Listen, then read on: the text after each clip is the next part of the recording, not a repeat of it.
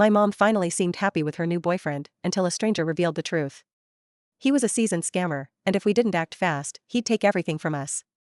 I, 19F, live with my mom, Abigail, 40F. My father died when I was 10, which was really hard for both of us. For a long time, it was just mom and me trying to get by. 7 years after dad died, mom started dating again. She met a guy named Daniel, 41M, but he turned out to be bad news. On one of their dates, he tried to spike her drink to take advantage of her. Luckily, another man named William saw what was happening and stepped in to help. He ended up bringing my drunk mom safely home that night. That's how I first met William.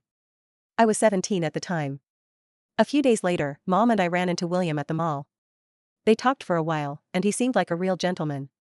Mom exchanged numbers with him, and they started meeting up every so often. After about 6 months, they officially began dating. I wasn't totally comfortable with mom dating again, but I kept quiet about it. She seemed happier than she had been in a long time, and I didn't want to ruin that for her. They dated for about a year, and then one day, mom came home with some news. William was going to move in with us for a while. When I objected, mom explained that William was having some problems with his family and needed a place to stay for a couple of months. She also mentioned that he was 5 years younger than her. I was hesitant, but I agreed since mom said it would only be temporary. William moved in that same evening. At first, he seemed like a really nice guy. He mostly kept to himself in the guest bedroom, working on his laptop. He's a freelancer who works from home. Mom told him to make himself comfortable in the house. After a couple of weeks, William started to act more at home. He'd move around the house like he'd been living here forever. Sometimes he'd cook for us or help with the laundry. He really did seem like the perfect guy, and I found myself starting to like him too. It's now been a year since William moved in, and mom recently told me she's thinking about marrying him. Part of me feels like it's too soon for such a big decision, but I'm also confused. William has been great to live with, but there's a nagging feeling I can't shake. Like he might be too perfect, and there's more to him that we're not seeing. I've been trying to figure out why I feel this way. Maybe it's because everything happened so fast. It's only been a year and a half since mom started dating William, and now he's living with us, and they're talking about marriage. That's a big change in a short time. I also can't help but think about how smoothly William integrated into our lives. He went from being a stranger who helped mom out of a bad situation, to practically being part of the family. Don't get me wrong, he's been nothing but kind and helpful, but sometimes I wonder if it's all too good to be true. There's also the age difference to consider. William is younger than mom, which isn't a huge deal, but it does make me wonder about their long-term compatibility. And then there's the fact that he moved in with us because of family problems. We don't know much about his background or what those problems were. It makes me curious about what else we might not know about him. I've tried to talk to mom about my concerns, but she's so happy that it's hard for me to bring up my doubts. She's been through so much since dad died, and I don't want to take away her happiness. But at the same time, I feel responsible for looking out for her. Living with William has been fine so far. He's respectful of our space and contributes to the household. He's even helped me with some of my schoolwork when I've asked. But there's still this little voice in the back of my mind that wonders if we really know him as well as we think we do. I've been paying more attention to William's behaviors lately, trying to see if there's anything off about him. But he's consistently nice and helpful. He remembers important dates, he's always willing to lend a hand, and he seems to genuinely care about both mom and me. It's hard to find fault with him, which almost makes me more suspicious. The idea of mom getting married again is a big deal. It would mean officially having a stepfather, which is something I never thought I'd have to deal with. William has been great, but the thought of him permanently becoming part of our family is a bit overwhelming. I've been trying to imagine what life would be like if mom and William got married. Would things stay the same as they are now? Or would William start to act differently once he's officially my stepdad? Would mom expect me to start calling him dad? These are all things that worry me. I've been trying to spend more time with William, to get to know him better. We've had some good conversations, and he's always willing to listen if I need to talk. He doesn't try to replace dad, which I appreciate. Instead, he's carving out his own role in our family. I've been thinking about talking to some of my friends about this situation, to get an outside perspective. But it's such a personal thing that I'm not sure how to bring it up. Plus, I don't want to betray mom's trust by discussing our family matters with others. As the days go by, I find myself going back and forth. I've also been thinking about my own future. I'm 19 now, and I'll probably be moving out for college soon. How will that change the dynamic between mom and William? Will I feel like an outsider in my own family if they get married while I'm away? I want mom to be happy. If marrying William is what will make her happy, then I'll do my best to be supportive. But I also know that I need to be honest with her about my feelings and concerns. It's a delicate balance, but I'm trying my best to navigate it. For now, I'm taking things one day at a time. I'm trying to keep an open mind about William while also staying alert to any red flags. I'm working on communicating more openly with Mom about my feelings. And most importantly, I'm trying to focus on the positive changes William has brought to our lives, rather than dwelling on my doubts and fears. Whatever happens, I know that Mom and I will face it together, just like we've faced everything else since Dad died. And who knows? Maybe having William as part of our family will turn out to be better than I ever could have imagined. Update. Hey guys, I am here with something which is gonna blow your minds off. I knew something was wrong with William, and my gut feeling was absolutely right. Here's what happened. I was walking out of my college one day when a woman approached me. She introduced herself as Naomi and said she was 38 years old. At first, I was confused about why she was talking to me, but then she started telling me some disturbing things about William. Naomi warned me that William wasn't the good guy he appeared to be. She said he had a pattern of targeting vulnerable single women and conning them out of their wealth and property. What shocked me the most was when she said she had been one of his victims. According to Naomi, she had gotten suspicious of William early on, and he had run away when she started asking questions. She told me she had seen my mom and William together at a function, and had secretly contacted my mom to warn her. But apparently, my mom wasn't taking any action. I felt a mix of confusion and fear as I listened to Naomi. Part of me wanted to dismiss what she was saying. After all, William had been nothing but kind to us. But another part of me remembered the nagging doubts I'd had about him being too perfect. When I got home, I found that William wasn't there. I decided to talk to Mom about what Naomi had told me. To my surprise, Mom confirmed that Naomi had indeed contacted her. She said she hadn't told me about it because she didn't want me to worry. As we talked more, Mom revealed some things that made both of us worried. She mentioned that William had once asked about the ownership of our house. She had been surprised by the question, but told him it was in my name. After that, William hadn't brought it up again. Mom also said that sometimes she had caught William looking at our financial documents. She hadn't thought much of it at the time, but now it seemed suspicious. Then she dropped another bombshell. William had been borrowing money from her quite often, always citing different temporary financial problems. I was shocked that Mom hadn't told me any of this. She explained that she didn't want to worry me, but I felt like these were things I should have known.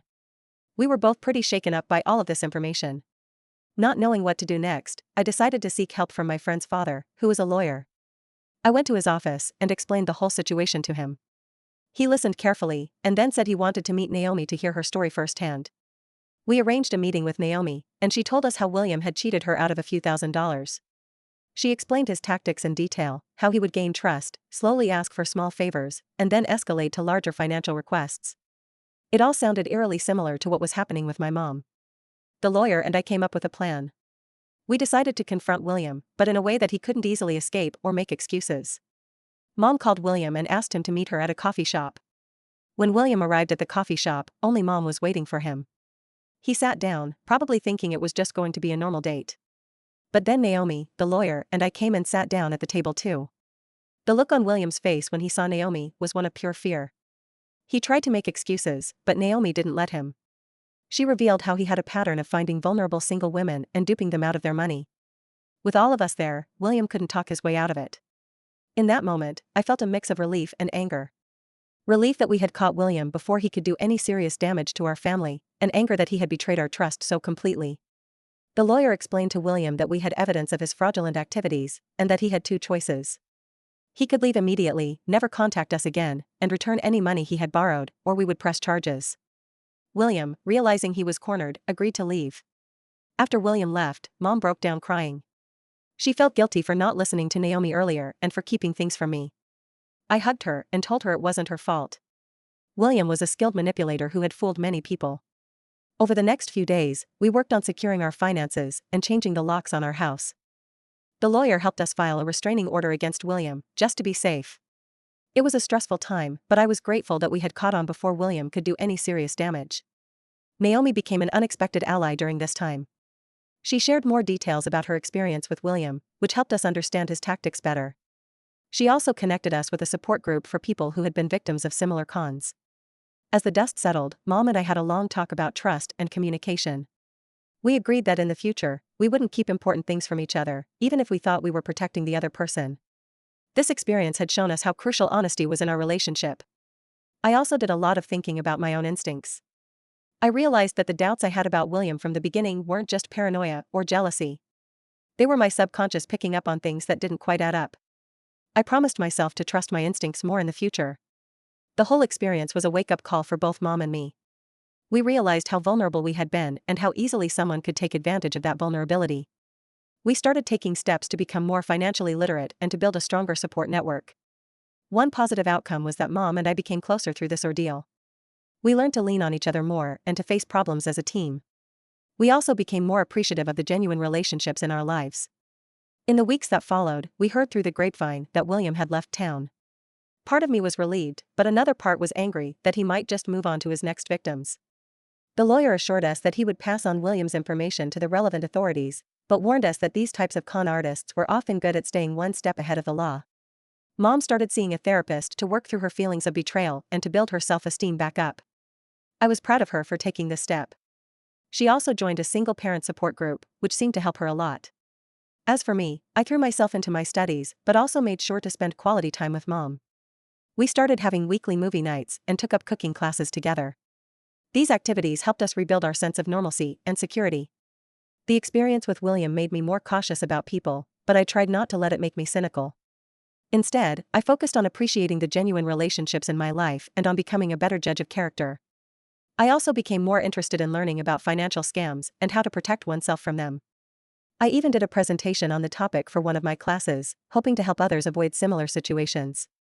As time passed, the fear and anger we felt towards William began to fade.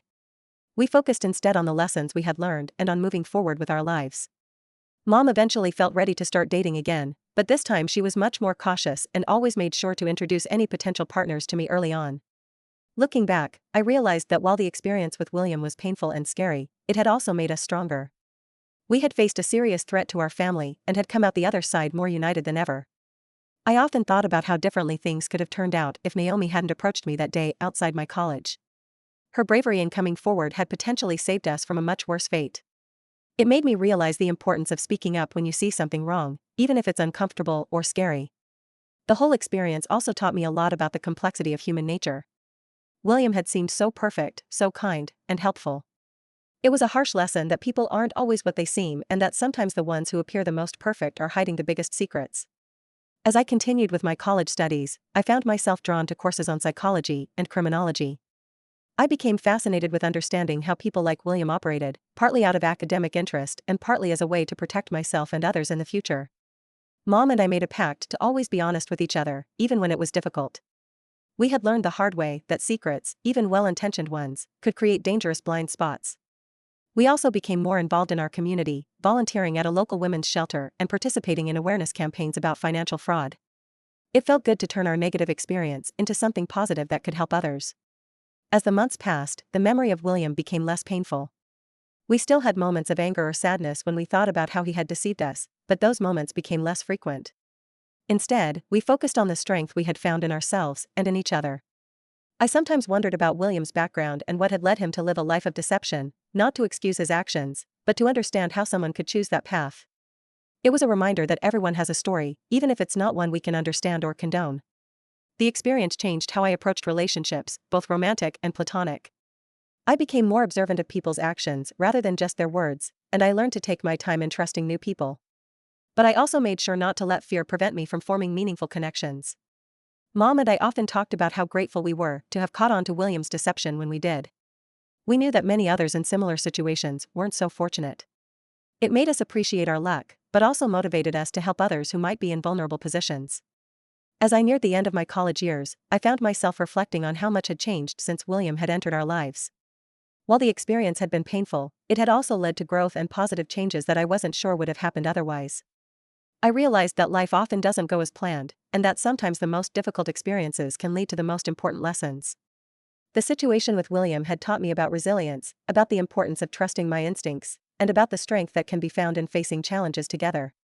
As I looked towards the future, I felt more prepared to face whatever challenges might come my way. I knew that Mom and I could handle anything as long as we stuck together and remained honest with each other. And while I hoped we would never face a situation like William again, I felt confident that if we did, we would be better equipped to handle it. In the end, what could have been a devastating experience had turned into a powerful lesson in trust, honesty, and the importance of family. While I wouldn't wish what happened with William on anyone, I was grateful for the strength and wisdom we had gained from the experience. It had shaped us, but it hadn't broken us. Instead, it had made us stronger, wiser, and more appreciative of the genuine love and support we had in our lives.